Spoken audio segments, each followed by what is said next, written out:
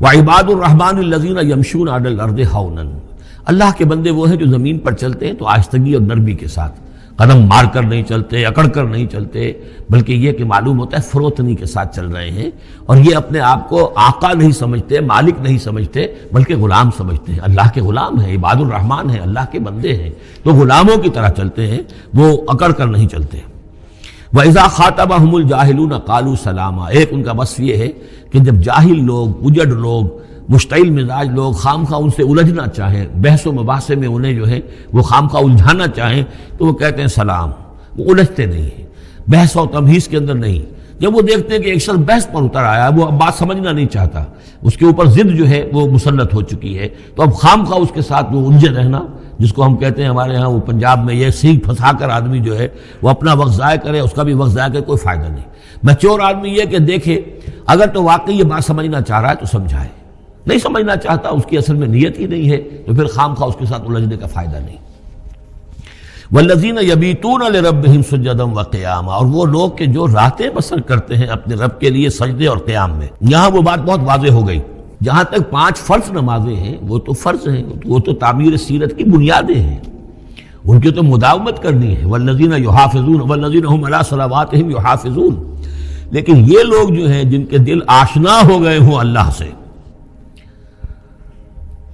اگر یہ اللہ کے ساتھ دوستی ہو چکی ہو، تو پھر یہ کہ رات کا وقت ہوتا ہے کہ جس میں وہ پھر بندہ اٹھتا ہے،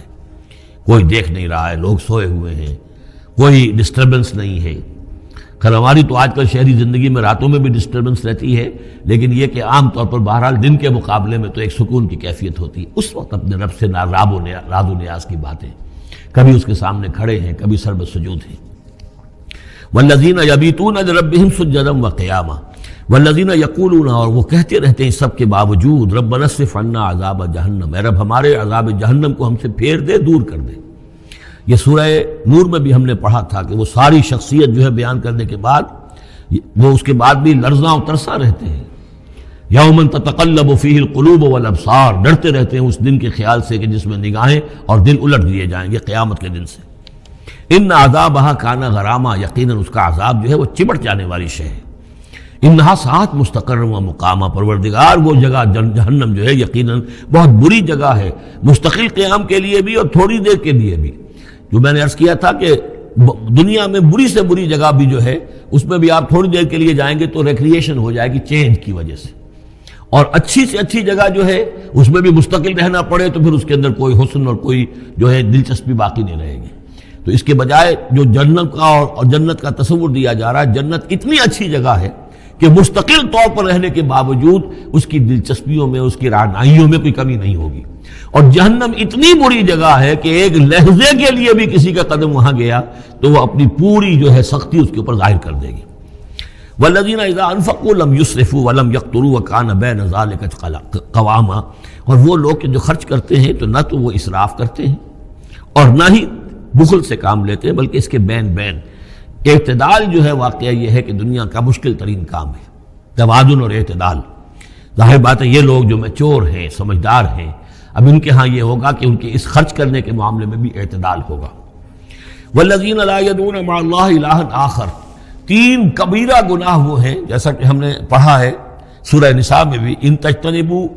کبائر ما تنہون عنہ، تو بڑے بڑے گناہ وہ کون سے ہیں کہ جن سے اگر تم باز رہو تو باقی چھوٹے گناہ تو اللہ تعالیٰ جو ہے وہ معاف بھی کرتا رہے گا۔ اور ان میں سے سب سے بڑا تو 2 مرتبہ فرمایا شرک، اور شرک کے بعد پھر قتل ناحق اور پھر زنا، یہ 3 ہیں۔ قتل ناحق سے بھی در حقیقت تمدن کی جڑ کٹ جاتی ہے، اور زنا سے تمدن جو ہے وہ سڈاس بن جاتا ہے، پھر اس کے اندر گندگی ہو جاتی ہے۔ تو اس حوالے سے یہ 3 چیزیں یہاں بیان کی جا رہی ہیں۔ والذین لا یدعون مع اللہ الہا آخر، وہ لوگ کہ جو نہیں پکارتے اللہ کے ساتھ کسی اور معبود کو۔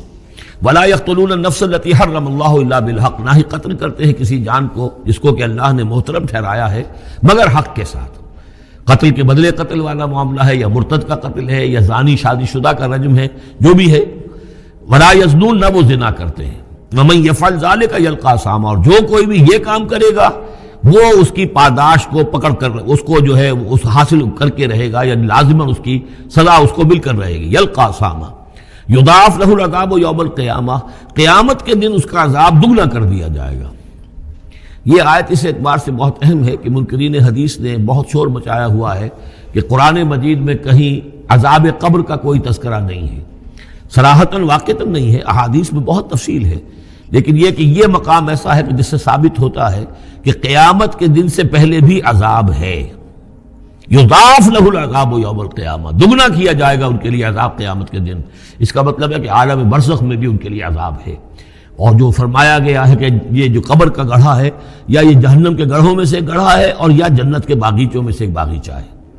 اور یا تو وہاں ایک کھڑکی کھول دی جاتی ہے جنت کی جہاں سے ٹھنڈی ہوائیں اور خوشبوئیں آتی رہتی ہیں، اور یا یہ کہ کھڑکی کھول دی جاتی ہے جہنم کی طرف جس سے آگ کی لپٹ اور گرمی جو ہے اور لو جو ہے وہ آتی رہتی ہے۔ یضاعف لہ العذاب یوم القیامہ، قیامت کے دن اس کے لیے عذاب دگنا کر دیا جائے گا، ویخلد فیہ مہانا، اور پھر وہ رہے گا اس عذاب میں ہمیشہ ہمیشہ۔ الا من تاب، استثناء ہے، استثناء یہ ہے من تابہ، جو جس نے توبہ کر لی دنیا ہی کے اندر موت کے آنے سے پہلے ما لم یغرغر، الا من تابہ وآمن، اور ایمان لایا۔ گویا کہ جو شخص اس قسم کے گناہوں میں مبتلا ہوتا ہے چاہے وہ قانوناً کافر نہ ہو، حقیقتاً وہ کافر ہو جاتا ہے، ایمان اس کے دل سے نکل جاتا ہے، لہذا توبہ گویا کہ اثر نو ایمان لانے کے مترادف ہے۔ الا من تابہ وآمن وعمل عملا صالحا، اور وہ پھر عمل کرے نیک، فاولئک یبدل اللہ سیئاتہم حسنات، تو ایسے لوگوں کی برائیوں کو اللہ تعالیٰ نیکیوں سے بدل دیتا ہے۔ اس کے دونوں معنی ہے کہ توبہ کے نتیجے میں ایک تو نامہ اعمال میں جو اندراج ہوا تھا برائی کا وہ صاف ہو جائے گا اور اس کی جگہ نیکی کا اندراج ہو جائے گا، اور یہ معنی بھی ہے کہ زندگی میں اس دنیا میں توبہ کے نتیجے میں اخلاق جو ہے وہ پاک صاف ہو جاتے ہیں، دامن اخلاق کے دھبے دھل جاتے ہیں، اور انسان کا جو دامن کردار ہے پھر صاف شفاف ہو جاتا ہے۔ وَكَانَ اللَّهُ غَفُورًا رَحِيمًا، اور اللہ تعالیٰ غفور الرحیم ہے۔ وَمَن تَابَ وَعَمِلَ صَالِحًا، اب دوبارہ تکرار کی گئی، اور جو توبہ کرے اور پھر نیک عمل کرے، فَإِنَّهُ يَتُوبُ إِلَى اللَّهِ مَتَابًا، تو وہ ہے کہ جو توبہ کرتا ہے اللہ کی جناب میں جیسا کہ توبہ کرنے کا حق ہے۔ توبہ کی تسبیحیں ہو رہی ہوں، استغفار کی تسبیحیں ہو رہی ہوں، اور آیت کریمہ کے ختم ہو رہے ہوں 1.25 لاکھ کا اور لاکھ کا، لیکن حرام خوری جوں کی توں جاری ہو، وہ سارے غلط کام ویسے کہ ویسے جاری ہوں، وہ کوئی توبہ نہیں ہے، اس کا کچھ حاصل نہیں۔ والذین لا یشهدون الزور، اور وہ لوگ کہ جو جھوٹ کے پر موجود بھی نہیں رہتے۔ جھوٹ کی گواہی والی بات نہیں ہے یہاں، لیکن جھوٹ کی گواہی تو گویا کہ اس کے اندر خود بخود امپلائڈ ہے، یعنی ان کے اندر صداقت اور حق کے ساتھ اتنی غیرت ہوتی ہے کہ جہاں کوئی جھوٹ کا گزر بھی ہو وہاں وہ اپنی موجودگی بھی پسند نہیں کرتے۔ جھوٹ کا دھندا ہو رہا ہو، جھوٹ کا کاروبار ہو رہا ہو، جھوٹ بولا جا رہا ہو، یہ وہاں پر ان کی غیرت اور حمیت جو ہے صداقت کے ساتھ اور سچ کے ساتھ وہ اتنی ہے کہ وہ وہاں موجودگی بھی اپنی برداشت نہیں کرتے۔ وَإِذَا مَرُّوا بِاللَّغْوِ مَرُّوا كِرَامًا، اسی طریقے سے جب وہ کسی لغو کام کے پاس سے گزرتے ہیں تو اپنے دامن کو بچا کر گزر جاتے ہیں۔ دیکھیے وہاں بھی تھا سورہ مومنین کو شروع کی آیات میں وَالَّذِينَ هُمْ عَنِ اللَّغْوِ مُعْرِضُونَ، کہ جو لغو سے اعراض کرتے ہیں، اور یہاں یہ کہ اس کے پاس سے اگر گزر ہو بھی جائے اتفاقاً، خود تو قصد کرنا جو ہے بہت دور کی بات ہے، اس کا کوئی امکان ہی نہیں،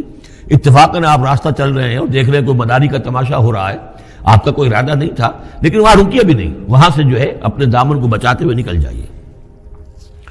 والذین اذا ذکروا بآیات ربہم، اور وہ لوگ کہ جن کو جب ان کے رب کے آیات کے ذریعے سے نصیحت کی جاتی ہے، سمجھایا جاتا ہے، لم یخروا علیہا صما وعمیانا، تو نہیں گر پڑتے اس پر بہرے اور اندھے ہو کر۔ اس کے بھی دونوں معنی ہیں، ایک تو یہ کہ مخالفت پر اندھے بہرے ہو کر کمر کس لینا جیسے کہ قریش کر رہے تھے، تو گویا کہ تعریض ہے، ان پر ایک تنزیہ انداز ہے یہ کہ یہ لوگ جس طریقے سے کر رہے ہیں وہ معاملہ اللہ کے بندوں کا نہیں ہوتا۔ لیکن یہ دوسری طرف یہ بات بھی ہے کہ آیات قرآنیہ کو بھی اندھے بہرے ہو کر تو نہیں پڑھنا ہے اور سننا ہے، بلکہ غور کرنا ہے۔ افلا یتدبرون القرآن ام علی قلوب اقفالها، تو کیا یہ قرآن کی آیت پر تدبر نہیں کرتے؟ وَتَدَبَّرُوا فِيهِ لَعَلَّكُمْ تُفْلِحُونَ، تدبر کرو تاکہ تم سمجھو۔ تو اس طریقے سے محض جو ہے وہ قرآن مجید کو بھی اندھے بہرے ہو کر جو ماننا جو ہے اس سے بھی بہرحال عباد الرحمن جن کی یہاں تعریف کی جا رہی ہے ان کے مقام سے وہ جو مقام ہے ان کے مرتبے سے فروتر ہے۔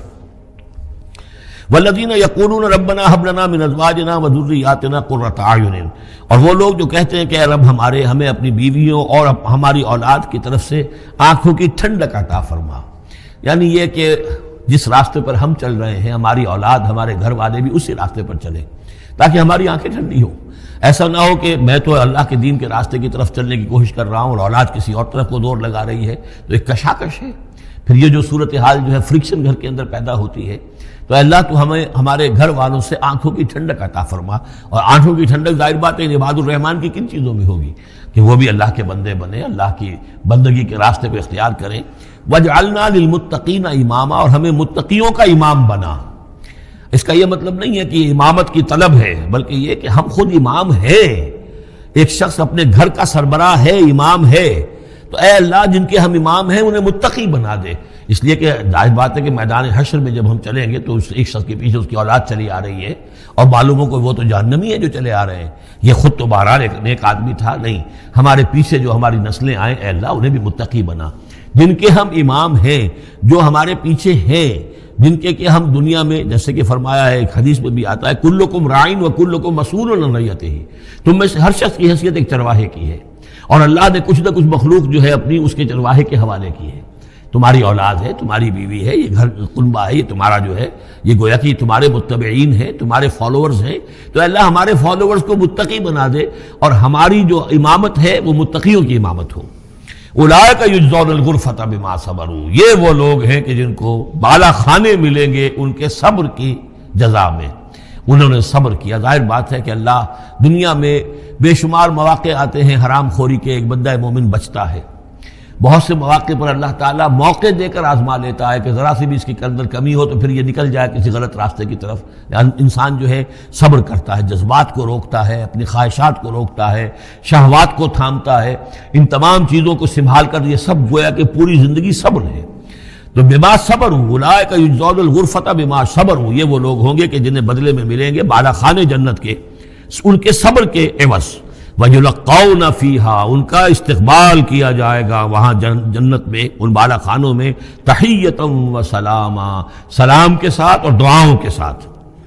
خالدین فیہا، وہ رہیں گے اس میں ہمیشہ ہمیشہ۔ حسنت مستقرا و مقاما، بہت ہی عمدہ ہے وہ جگہ، مستقر کے طور پر بھی، مستقل قیام گاہ کے طور پر بھی، اور مقامہ تھوڑی دیر کے لیے بھی۔ تو یہ گویا کنٹراسٹ ہے، جہنم کو فرمایا ساعت مستقر و مقامہ، اور جنت حسنت مستقر و مقامہ۔ قل ما یعبأ بکم ربی، اے نبی ان سے کہہ دیجئے میرے رب کو تمہاری کوئی پرواہ نہیں ہے، یہ نہ سمجھو کہ میں تمہارے پیچھے اپنے آپ کو ہلکان کر رہا ہوں، تو میرے رب کو کوئی تمہاری ضرورت ہے، میری یا میرے رب کی کوئی ضرورت اٹکی ہوئی ہے تمہارے بغیر، وہ بات پوری نہیں ہوگی، یہ چھپر تم ہی اٹھاؤ گے تو اٹھے گا ورنہ اٹھ نہیں سکتا، یہ نہ سمجھو۔ قل ما یعبأ بکم ربی لولا دعاؤکم، اگر نہ ہوتا تمہیں پکارنا۔ اللہ نے یہ بات اپنے ذمے لی ہوئی ہے کہ تمہیں خبردار کر دیا جائے۔ اللہ تعالیٰ وما کنا معذبین حتی نبعث رسولا، ہم عذاب نہیں بھیجتے رہے جب تک کہ رسول کو نہ بھیج دیں، اس لیے مجھے بھیج دیا ہے، میں لگا ہوا ہوں اس کے حکم سے، میں تمہاری گلیوں میں بھی تمہیں سنا رہا ہوں، تمہارے گھروں میں جا کر تم سے بات کر رہا ہوں، اکیلے اکیلے بھی بات کر رہا ہوں، ڈنکے کی چوٹ بھی کر رہا ہوں، لیکن یہ نہ سمجھو کہ کوئی اس میں میری غرض ہے یا میرے رب کی کوئی ضرورت ہے۔ قل ما یعبأ بکم ربی، میرے رب کو تمہاری پرہکا کے برابر کوئی وقت تمہاری نہیں ہے ان کے نزدیک، لولا دعاؤکم، اگر نہ ہوتا تمہارا پکارنا، فقد کذبتم، تو دیکھو تم نے جھٹلا دیا ہے، فسوف یکون لزاما، اب عنقریب یہ تمہارے ساتھ چمٹ کر رہے گا، یعنی یہ کہ اس کا جو عذاب ہے، اس کی جو پاداش ہے وہ تمہیں مل کر رہے گی۔